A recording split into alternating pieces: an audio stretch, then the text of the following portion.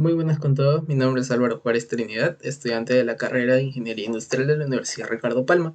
En esta oportunidad voy a desarrollar el ejercicio número 4 de la práctica dirigida número 9 del curso de Estadística y Probabilidades dictada por la magistrada Alicia Choquer.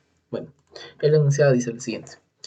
Una muestra de los pesos en gramos de MP4 de una fábrica dieron los siguientes resultados y nos dan los resultados del peso y la cantidad de MP4. Okay.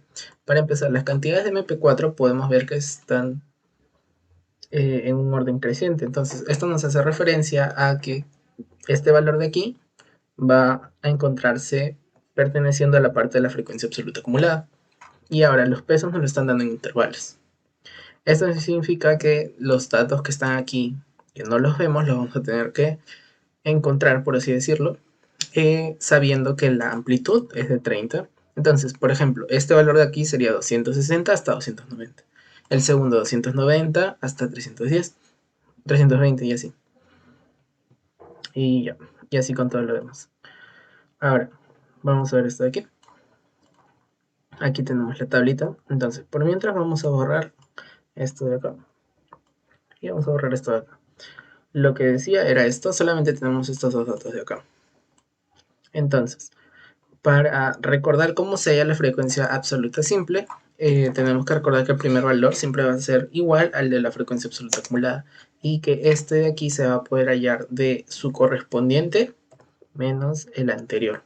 Entonces, aquí sería 5 y arrastramos la fórmula.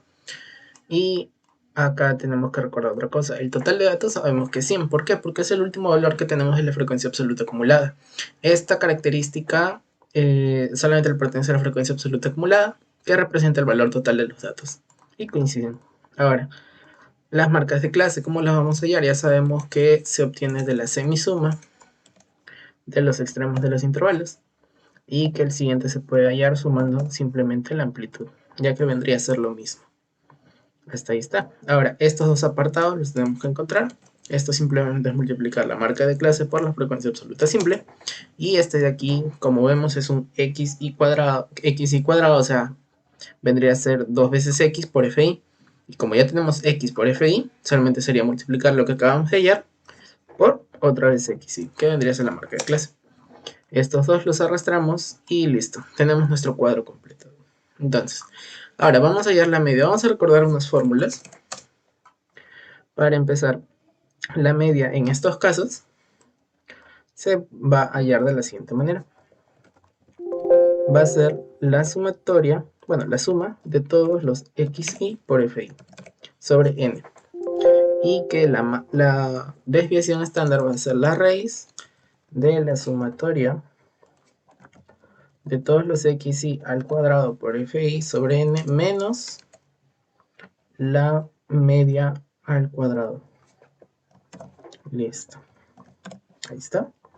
Entonces, para hallar la desviación estándar, tenemos que hallar la media. Para hallar la media, como les decía, simplemente es obtener la suma, que ya la tenemos aquí. Esto de aquí, esto de acá solamente estoy usando comando suma en este apartado y en esta columna. Y dividirlo entre la cantidad total de elementos, que en este caso son 100. Entonces sería este sobre este, y ahí está. Y ahora con la desviación estándar, tenemos que vendría a ser la raíz de la sumatoria de todos estos datos de aquí sobre el total de datos, menos la media al cuadrado. Entonces, ya tenemos estos dos datos. Ahora sí podemos ver lo que nos piden. Nos piden estimar el intervalo de confianza del 98% con 2 decimales para el peso promedio, la desviación estándar poblacional y la varianza poblacional. Ok, entonces, tenemos que recordar algo.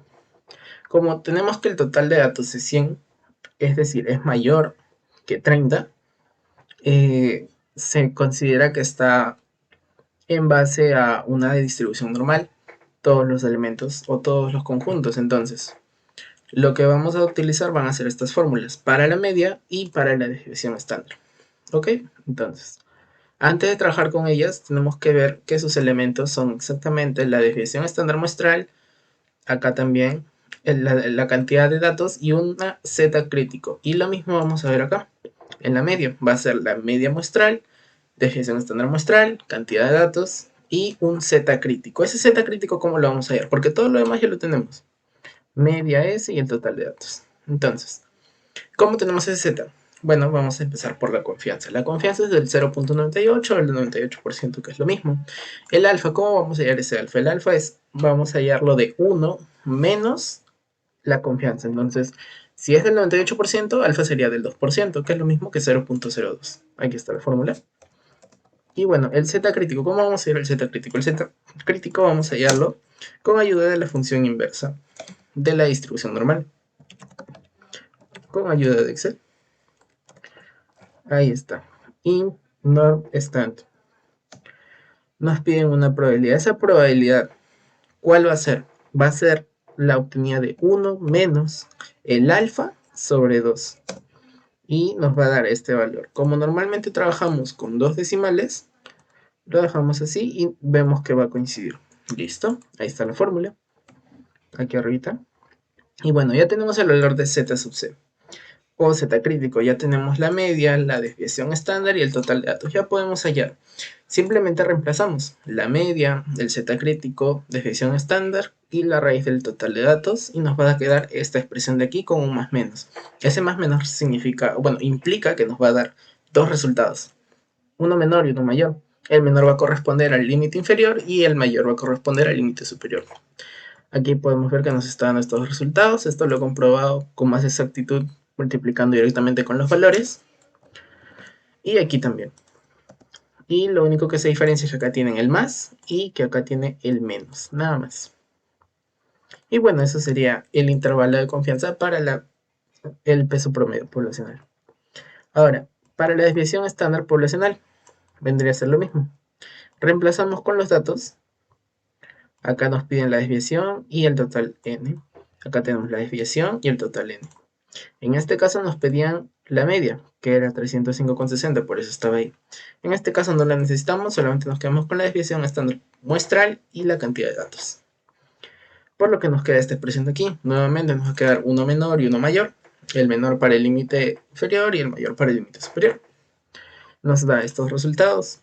Se pueden ayudar a una calculadora con ayuda del Excel, como ustedes gusten.